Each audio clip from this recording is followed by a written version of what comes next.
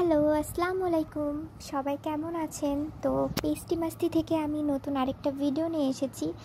তো আশা করি সবাই অনেক ভালো আছেন। তো আজকে ভিডিও করার হচ্ছে দুইটা কারণ। সেটা হচ্ছে পেজে 3000 মেম্বার হতে আর মাত্র 15 জন লাগবে। তো আশা করি সবাই আমাকে সাপোর্ট করবেন যেভাবে এতদিন সাপোর্ট করে এসেছে। 3000 মেম্বার হলে আমাদের বড় হবে, আমাদের সদস্য সংখ্যা বেশি হবে। আর কে কোথা থেকে আমার ভিডিওটা দেখছেন অবশ্যই কিন্তু কমেন্ট করে জানাবেন, কারণ আপনারা যখন কমেন্ট করেন সেই কমেন্টগুলো আসলে আমার অনেক ভালো লাগে, যে মনে হয় যে আমার সাথেই আছেন আপনারা সবাই। আর আরেকটা কথা হচ্ছে, সেটা হচ্ছে আমি কেকের যে অ্যাডভান্সগুলো নেই, তো আমি কিন্তু কেক অর্ডার যারাই করে না কেন তারা আমাকে ফুল পেমেন্টই হচ্ছে আগে অ্যাডভান্স করে দেয়। সেটা খুলনার শহরের মধ্যে আমি কেক ডেলিভারি করি, আর খুলনা শহরের যারা আছেন তারাই কিন্তু আমাকে অ্যাডভান্সটা করেন।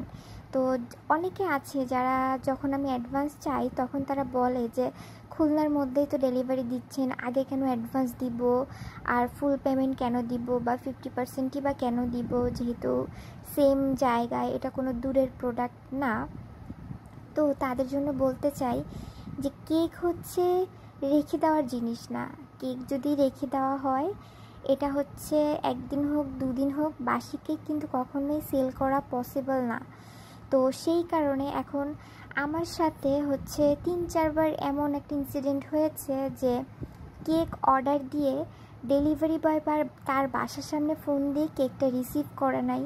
তারপরে এমন হয়েছে আমি কেক নিয়ে যেতে যেতে ফোন দিয়েছি, মাঝ রাস্তা থেকে আমি ফেরত এসেছি। আবার অনেকে হচ্ছে ফোনটাই রিসিভ করে না। হ্যাঁ, মানে এইগুলোর জন্য আর এই দিক থেকে আমি যদি কেকটা রেডি করে ফেলাই তাহলে কিন্তু আমার ওই কেকটাই লস হয়ে যায়। আর তার থেকেও বড় কথা, ওই কেকটা যদি আমি সেলও করি সেক্ষেত্রে দেখা যায় আমাকে কিছু অ্যামাউন্ট কম করে, আমার লস করে আমাকে কেকটা তখন সেল করতে হয়।